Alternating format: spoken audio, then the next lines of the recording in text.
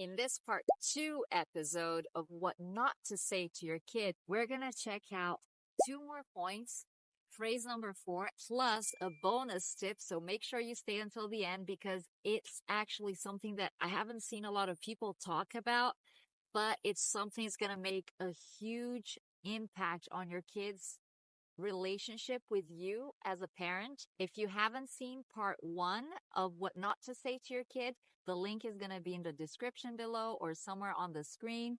So go check it out if you're interested, and let's dive in. As parents, we've all been there. In the heat of the moment, we say something that we later regret, some words that might seem harmless at first, but can have such a lasting negative impact on our kids' self-esteem and mental health. Our words have profound effect on our kids' lives. So it's time for us, parents, to take a closer look at the things that we're saying to our kids and how it's actually affecting them. Number 4, you never, you always. How many times have we heard this from other adult people as adults, maybe in a relationship, in a friendship, or with your mom and dad? You never call me. You always break stuff. So that's exactly the thing that me, as a mom, I'm trying to avoid doing to my kids because I don't want them to become these very insecure adults that grow up to desperately seek validation from people. And that's how insecure people are created. Sadly, that's just the reality of life. That's pure psychology if you think about it. Of course, I'm no psychologist.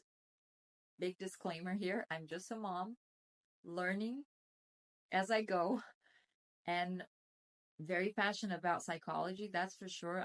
But the one thing that I've learned is that the more you say you never and you always, you're stripping away of their security, their sense of confidence, just by saying that. What's that going to do? What benefit is that going to have on your kid's adult life one day? If you keep telling your kids, which, believe me, everything that I'm sharing here is things that I have actually told my kids myself. But then I'm trying to stop myself in my tracks and trying to create that self-awareness of not saying these harmful words anymore. At least avoid it as much as I can. So when we say to our kids, you always break stuff, what that tells them is that I am not good enough. I never get anything right. I can't handle anything. Everything that I touch, I break. I can't fix anything. And mommy's always angry at me. Mommy's mad at me. Or daddy's mad at me. So other examples would be, you never listen. You always hit your sister. You never help me clean up. Sound familiar? So what can we do instead? I find that if instead of using a negative sentence to address a situation, I often tell my kids what I'd like them to do instead of what I'd like them not to do.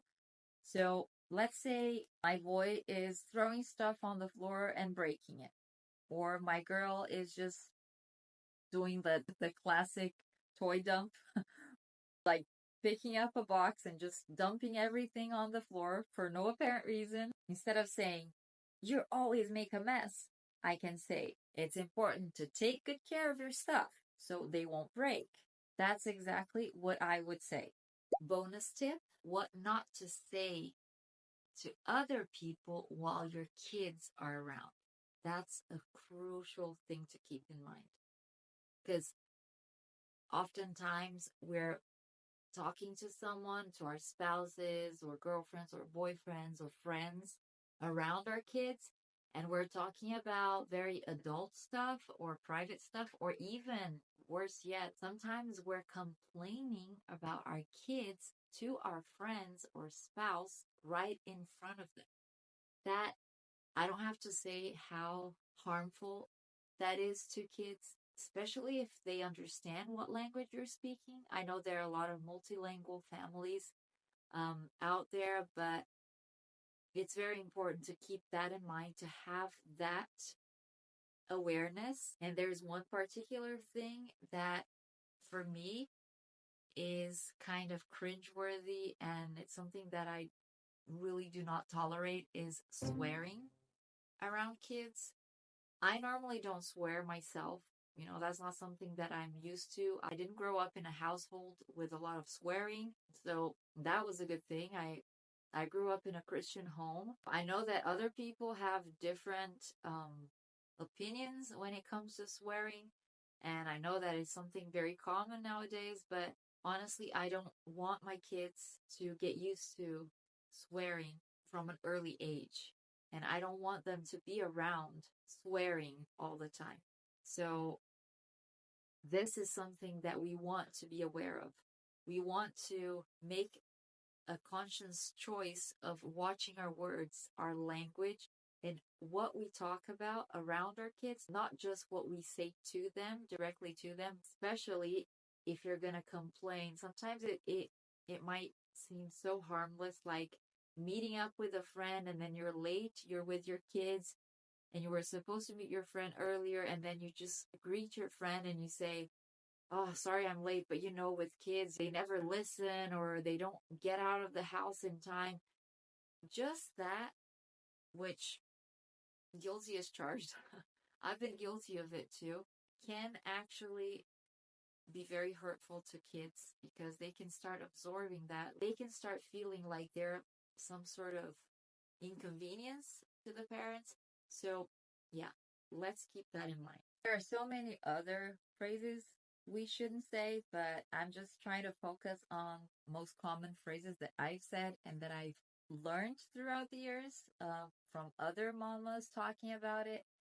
So, this video is not meant to make you feel bad about yourself, to make you feel like a bad parent. Absolutely not.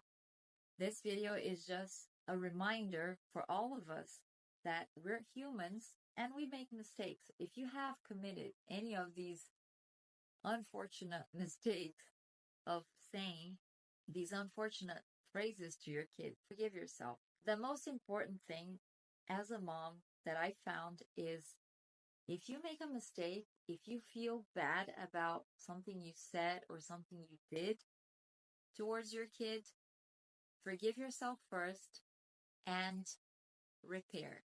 I'm going to talk about repair on my next video, and it is a game changer. If this video has added any kind of value, go ahead and click on that like button. Subscribe if you'd like to see more videos about motherhood and mindful living. And I'll see you next time.